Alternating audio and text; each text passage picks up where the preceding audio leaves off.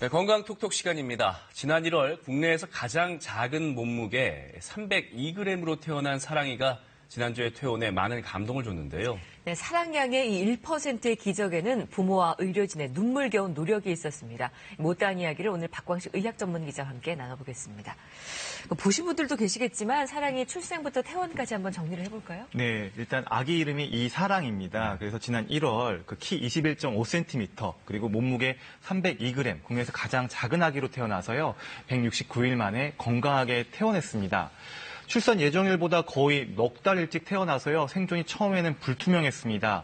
그리고 그때 당시 사랑이 부모님이 찍은 핸드폰 영상 속에요. 그 애절함이 고스란히 담겨 있는데요. 함께 보겠습니다. 생후 5일째 영상입니다. 온통 푸른빛인데요. 저기 살짝 움직이는 사랑이 보이시나요? 인큐베이터에서 이 광선 치료를 받는 중입니다. 언니야, 잘 견디고 있어. 그렇지? 엄마 아빠가 많이 기도할게. 사랑한다. 생후 2주차 이 튜브만큼 가느다란 팔과 다리를 번갈아 휘저으며 사투를 벌입니다.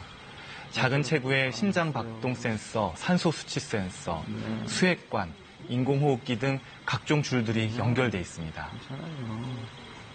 사랑아, 들려?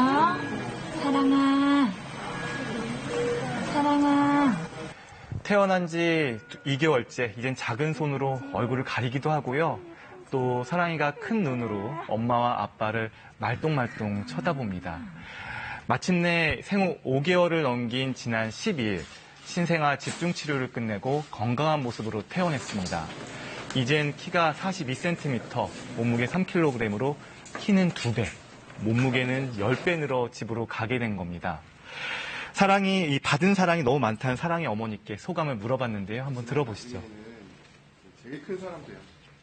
아픈 사람들, 가난한 사람들, 그리고 위로받아야 될 사람들, 음지에 있는 분들, 그런 분들을 늘 돕고 품고, 그리고 그분들을 향해서 늘 손을 내미는 그런 예쁜 딸로 컸으면 합니다. 정말 감동입니다. 눈물이 나올 지경인데 이게 302g으로 태어나서 이렇게 건강하게 태어난 사례, 다른 사례들도 있습니까? 실제로 사랑이처럼요. 단 한 번도 수술을 받지 않고 또 모든 장비가 정상적으로 발달한 건 세계적으로 드문 일입니다. 이 담당 의사조차도요. 사랑이 태어났을 때 생존을 장담 못했는데요. 사랑이는 출생 직후에 실제로 심장이 뛰지 않아서요. 이렇게 후생술로요. 겨우 심장이 뛴 적도 있고요. 몸무게가 295g까지 줄기도 했습니다. 국내에서 최근 3년 동안 500g 미만 초미수가는 163명이 이렇게 출생했는데요. 생존율은 28%에 불과합니다. 그런데 이 무게가 300g 이하로 내려가면요. 생존 사례가 거의 없고요. 하지만 사랑이는 이 1% 미만의 생존 한계를 극복해냈고 결국 국내에서 보고된 초미수가 생존 사례 중 가장 작은 아기로 기록됐습니다. 뿐만 아니라 전 세계에선 26번째로 가장 작은 아기로 등재될 예정입니다. 네, 그렇다면 사랑이는 이 생존 한계를 어떻게 극복할 수 있었을까요?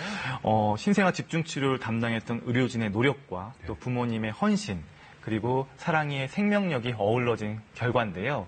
일단 치료가 쉽지 않은 게요. 아무리 작은 주삿바늘도 아기 팔뚝 길이와 비슷하다 보니까요. 찔러 넣는 게 쉽지 않고요. 또 피를 몇 방울만 뽑아도 바로 빈혈이 발생하기 때문에 체열조차 쉽지 않아서 의료진의 노하우가 정말 주요했습니다. 무엇보다 엄마의 모유가 결정적이었는데요. 미수가 합병증이 괴사성 장염을 예방할 수 있는 유일한 방법이 모유수유란 말에 사랑의 엄마는 단 하루도 거르지 않고 모유를 유축했습니다. 정말 쉬운 일이 아닌데 매일 병원으로 모유를 가지고 와 사랑이를 응원한 겁니다. 사랑이는 출생 직후부터 모유수유를 시도를 했습니다. 다만 사랑이가 이른둥이로 준비가 안 된 상태에서 나온 것처럼 어머님의 그런 상태도 아직은 모유수유에 준비가 안 되어 있는 상황이었는데 그런 상황에서도 어머님이 헌신적으로 노력을 하셔서 되게 단기간 안에 모유가 나오기 시작을 했고 그 결과 사랑이는 괴사성 장염이 발병하지 않았고 600g 됐을 때 응답이라도 한 듯 드디어 인공호흡기를 이렇게 떼고요. 적은 양의 산소만으로도 숨을 쉬는 기적을 보여줬습니다. 네, 모든 사람들의 사랑의 관심의 결과네요. 네. 근데 엄마 아빠가 아이를 갖는 과정도 순탄치만은 않았다고 들었어요. 네, 맞습니다. 그 사랑이 아빠의 나이가 41살이고요. 엄마의 나이가 42살입니다. 그러니까 흔히 말하는 고령 임신입니다. 이 결혼한 지 9년 만에 인공수정을 통해 임신을 했지만 임신 중독증이 생겨서 예정일보다 4, 5개월 이렇게 앞당겨서 제왕절개로 사랑이를 낳은 겁니다. 비단 사랑이 부모뿐 아니라 국내 35세 이상 고령 산모가 늘면서 인공수정으로 임신하는 경우가 증가하고 있는데요. 이 자연 임신에 비해서 미수가 분만율이 높습니다. 이를 방증하는 게요. 초미수가 산모에서 인공수정한 경우가 2016년에 거의 25%로 해마다 증가 추세고요. 국내 고령 산모 구성비가 한 26%인데 초미수가 출산 중 고령 산모 구성비는 이 38%로 훨씬 더 이렇게 높습니다. 그래서 사랑의 기적은 더욱 소중한데요.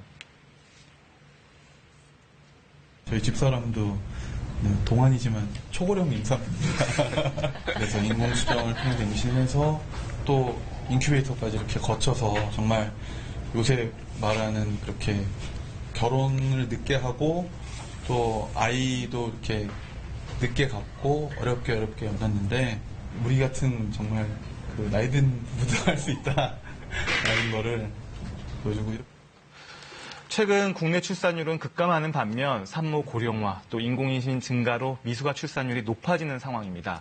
이번 사랑이를 통해 국내 초미수가 치료에 새로운 가능성과 희망이 열리기를 기대해 봅니다. 네, 오늘 건강톡도 아주 특별한 이야기와 함께했네요. 고맙습니다.